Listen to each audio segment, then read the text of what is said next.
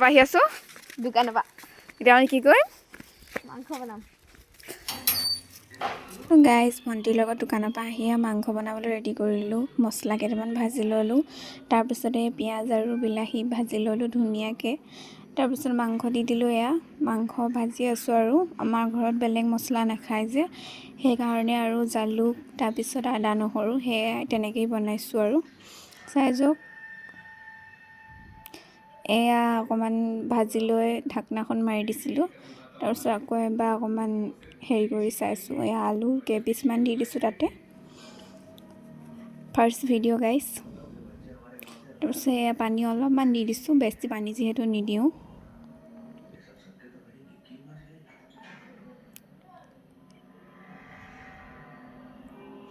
পানী দি অলপ ঢাকাৰ পিছত গাইজ আকৌ এতিয়া দেখিছে উতলি আছে ধুনীয়াকৈ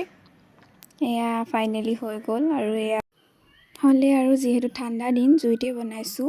আৰু এয়া মোৰ ভাতৰ কাঁহীখন গাইজ